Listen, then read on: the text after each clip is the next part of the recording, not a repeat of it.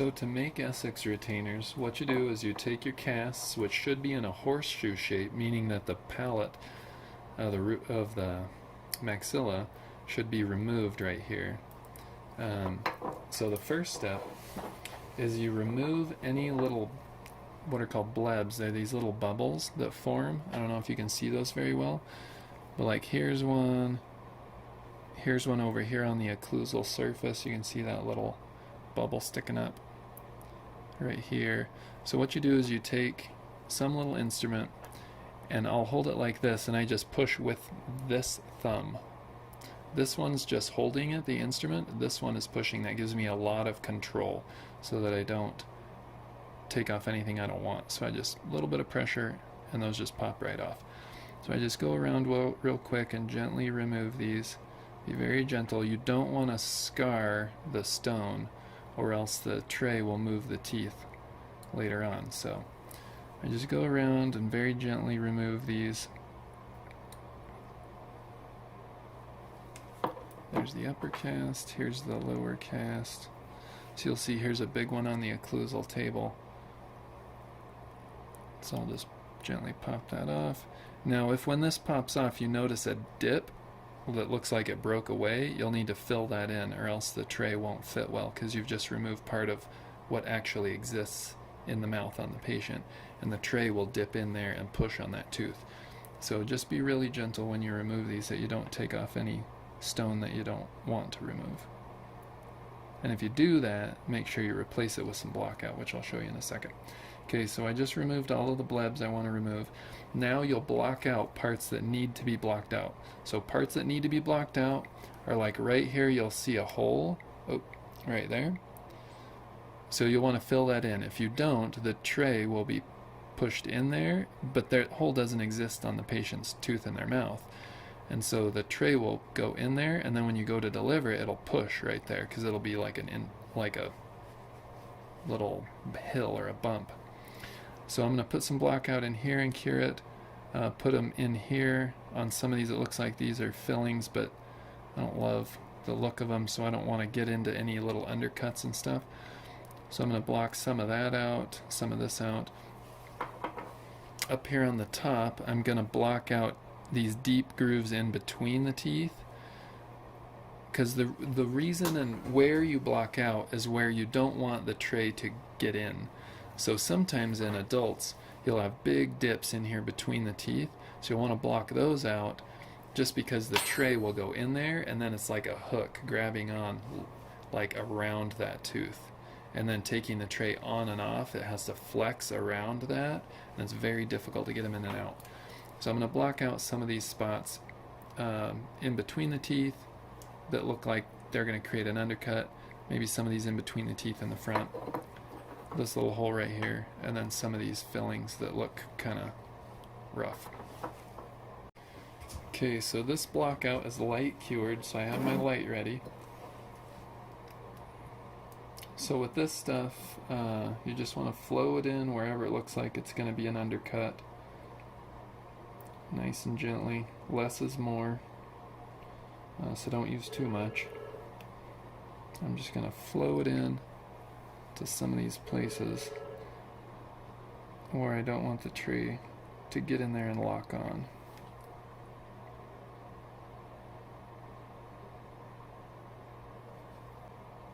So again, you'll see that I'm not, the idea is just to remove like that giant dip where that tray can go in there and lock into place. So you don't need to flow it out and cause a big mess or use a ton of material, just enough to get rid of the undercut. So the rest is looking pretty good for that one. I'll set that aside. Now when you're filling a hole, you just kind of stick the tip in there, express a little bit. You don't want to, you want to try to recreate what is actually happening in the mouth, so you don't make a giant bubble. So you just try to level it off as best you can. Now I'm going to put a little bit on these fillings. You don't want to put too much, or else it'll make it tall there. I just don't want the tray to lock on, or you can see, like, I don't know if it's very clear, but this one right here, there's like a kind of an undercut up under here. So I'm just going to do some very light block out just to make sure that the tray doesn't lock on. I don't want it to lock onto the cast, but I also don't want it to lock onto the patient's filling in their mouth. That would be bad. That is not what you call a practice builder. If the patient can't get the tray out of their mouth, they don't love that.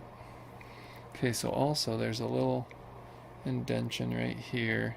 Now, I'm not sure if that's in the mouth or just in the impression, but I'm going to block it out either way. And then there's a little hole right there on that tooth, which I'm going to block out.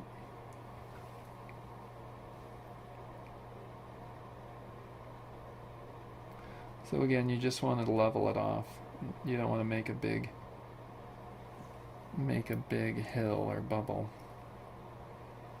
Okay, maybe block out a little bit here. There's a slight undercut. A bit here. What I mean by an undercut is if when you look in there and it looks like it curves in, that's an undercut. That's where it kind of goes in like that. What that makes it is if you don't block that out, the tray will suck around that and then it like locks on, like I explained before. So to going on, it has to flex over this fat part before it goes down into the skinny part. So you go to put it on and it's got to go and it snaps on there. And then to get it off, you have to pull it and it goes to come off. And so it makes it hard to take the trays on and off, and you don't want that. If they're hard to wear or uncomfortable to wear, the patient won't wear them. And then their teeth go crooked, and they don't blame themselves, I'll tell you that. They blame you, or me, as the case may be. So once you've floated on there, then you just light cure it.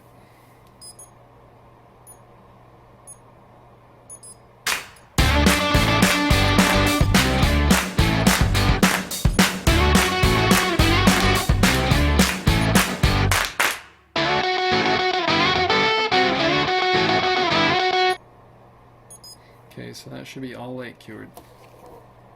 So the material that we use to make the Essex trays is this 1mm Essex material. It comes with a blue kind of covering or like foil or like plastic wrap on both sides of it, which you'll need to remove. So the way you remove that blue wrapping is I'll just take a little instrument and just scrape on one corner and then it peels off.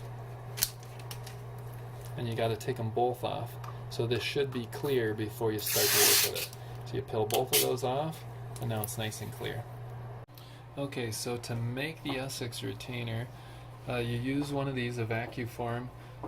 There's different configurations. With this one, you have heat is switched up and vacuum is switched down.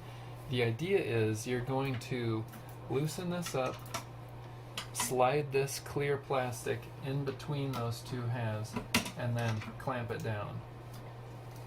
Get it nice and snug. And then you pull it up to the top. This right here is a heating element, so there's little heating coils under there. You turn the heat on, and what that does is it warms up that plastic. You place your cast right in here, nice and centered. So you don't want it off to the side like that. You want it right in the middle of that screen. So what's going to happen is that heating element is turned on and it's heating that plastic up, and you want it to heat up until that plastic starts to bow down, and I'll show you that in a second. When it does that, you switch from heat to vacuum. On some of them it's two separate switches. So you turn the vacuum on, and this right here, there's a vacuum under here, and it pulls air down through there. So this is hot and flexible. You turn the vacuum on, and then you drop this, and that vacuum sucks the plastic tightly over the cast. And so then you leave the vacuum on for 30 seconds or something, and then you can turn it off and remove it, and it's nice and hard and sucked down intimately to the cast. So I'm watching right here, and you want to watch right under here. So this is the heating element, it's heating the plastic, and you want to watch until that starts to bow down. And when it bows down maybe half an inch or so, that's when you kick the vacuum on and push down on these little handles, and it drops it all at once on there. And then you turn the heating element, this rotates. the heating element rotates and you spin it around to the back so it's not over the plastic anymore, and the plastic can cool sucked onto the cast. So now we wait. Okay, so we see the Essex material starting to bow down. So what I'll do is I'll look flush along here, and when it's down a bit I turn the vacuum on and drop it.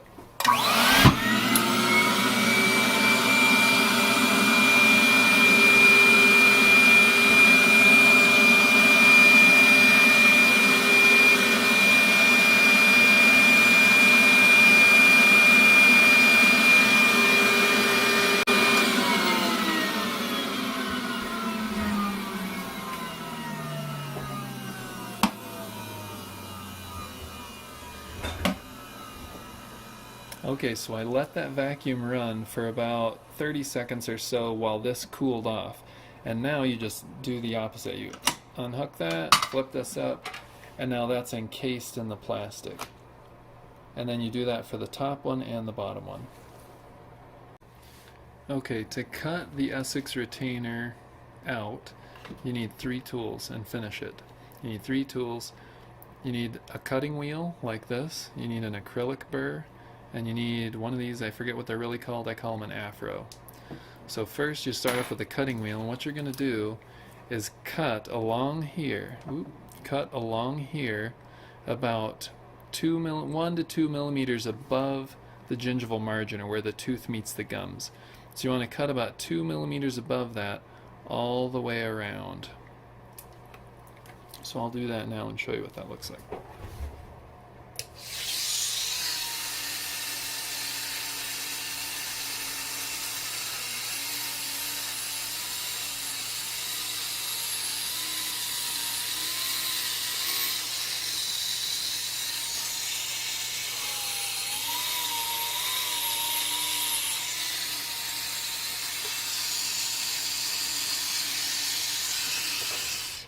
So as I'm coming over the distal of the 7, I cut around here like that. You want to make sure you cut all the way through the material, because it's easy to cut all the way through, except in one little spot you leave a tiny little fragment, and that prevents you from being able to take this off the cast. So just make sure you cut all the way through to the stone, all the way around. Once I get to the distal of 7, I stop and I turn it 90 degrees like this, and I go right over and I cut off the distal. So I don't go around the distal of the 7, I go right over the distal marginal ridge. The reason I do that is because, I'll show you at the end, but basically it makes it easier to take in and out, and it doesn't like lock on. Because these front ones, the front teeth kind of procline out a little bit like this, and if it wraps around the back, it makes it really hard to get on and off, because you've got to come off of these that come forward, and it's got to come off of this that comes back, and it makes it difficult. So you just cut it off the distal of that 7 around the over the distal marginal ridge.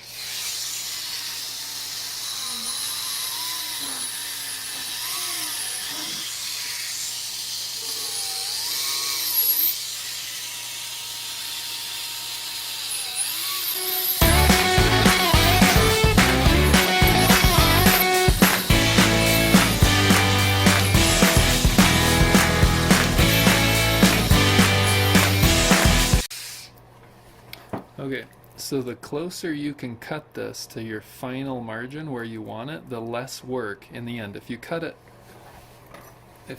way up high up here, then you're going to have to trim all that back. If you cut it way down here on the teeth, no good. You want to cut it just 1 or 2 millimeters around, and the closer you cut it to the final shape, the less work you have to do with trimming it. So then what you do is you go around and you make sure that there's no little bits of plastic that remain intact between the two, because if so, it'll hold on and it's really hard to remove this from the cast. So I think I'm good. So what I do is I take this paddle end of a lab waxing tool, and I just stick it up under the distal right here and use it as kind of like a shovel. I get it up under there and pry this up like a little pry bar, so I can sneak it up under there. So you'll see that I've got it up under the end there, and I just push forward and kind of wiggle it like this, and that gets it loose. and then I can get a hold of it, and you want to do the same thing on the other side. Don't grab this and reef on it, or it can bend the plastic and then it's kind of warped. So I gently lift up on both sides like that, and then I kind of grab it and pull straight up as much as I can. Don't grab it back here in the back and pull up, or it will like twist and kind of warp it. So I get it popped up on both sides, then I just grab it and try as much as possible to lift straight up. And then oftentimes the teeth will break, which they did, and they're in the cast there. So to get those out, the easiest way is I just hold this upside down over the garbage can, and then I give a tap right here, and those should come right out. So you'll see those come right out. And then this part right here is garbage, so I toss that, and then I do the same thing to this other one. So I'll cut them both out, and then I'll trim them both at the same time. Okay, so now I've got these both removed from their casts, and you'll see there's lots of debris or crud sticking out here. So you can see like these little curlicues are sticking out. The edges will be kind of melted and frayed. So what we're going to do now is go around and clean these edges and smooth them so that it is smooth and rounded all the way around. So the way I do that is first, let me get this block out of there. So first I switch over to the acrylic burr, and I'm just going to go around and remove roughly all of this flash and like melted part. So I just go around like this very gently. So I just grab it with these 4 fingers, put my thumb on here, and I'm just doing this, just flexing those 4 fingers. And it's very gentle. I'm just looking to remove the large pieces. Back here in the corner, these sharp corners I'll round off with the acrylic burr very gently, so they're nice and comfortable. And this melted bit back here, just get in there and clean that up. Round off that corner.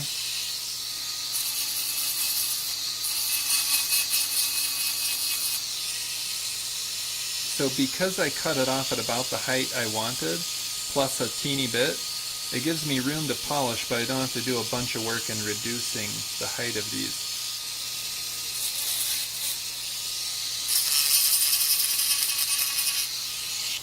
So while you're doing this rough cutting, this can be pretty aggressive, so you want to be careful and just keep an eye and make sure that you're not shortening this too much.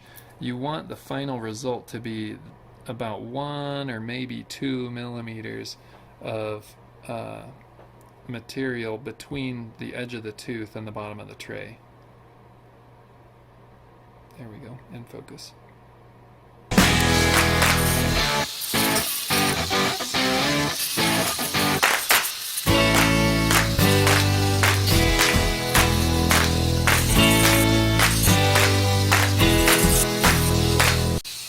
Okay, so now I've removed most of that rough debris from the edges. So then I switch over to the afro. So with the afro, what I do is I go around, this is like a buffing wheel, it polishes and smooths down any little sharp edges. So first I come around with it so that the wheel is parallel, like the line of the wheel is parallel roughly to the tray, so like this. And I'll go around all like that, and then at the very end I'll go back around because the wheel is spinning in this direction, and so I'll go back around like this because that turns like this, and it will sweep out any little sharp edges that are in here, because this is where their gum tissue is going to be. So any little lip or edge like this, when they pull it in and out of their mouth, is going to scrape their gums, which you do not want, because it'll make a big ulcer, and then again they won't wear the retainer, and then their teeth get crooked, and then they're angry. So you want this as comfortable as possible. So first I'll go around like this to remove the majority of the debris, and then I'll make a final pass with it like this on this side, and like this on this side, and that turns up any little sharp edges that are going to be touching the gum tissue, so that this is nice and comfortable.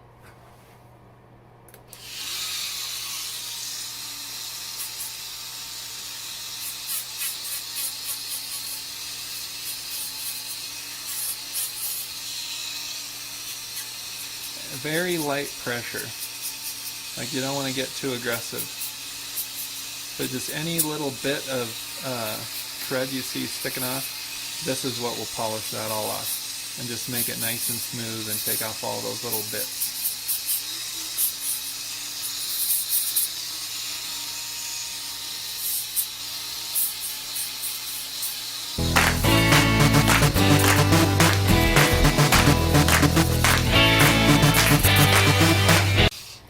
Okay, so I just removed the vast majority of all the little bits of debris sticking off. So now I'm going to go back around with it like this on the outer edge. That's going to stand up any of those little sharp edges. And you can feel where there's any little ledge or sharp part, you want to clear that out with this method so that it's nice and rounded and smooth in there and not going to scrape their gums.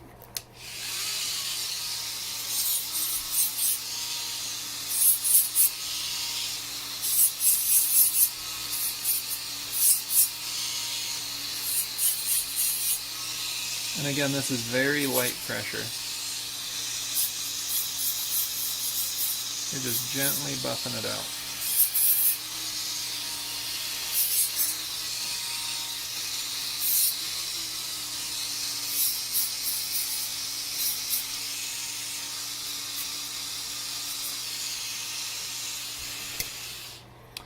Okay, so at the end I just go around and I make sure that there's no little ledges or sharpnesses. I'm going to buff it just a teeny bit more here in the front.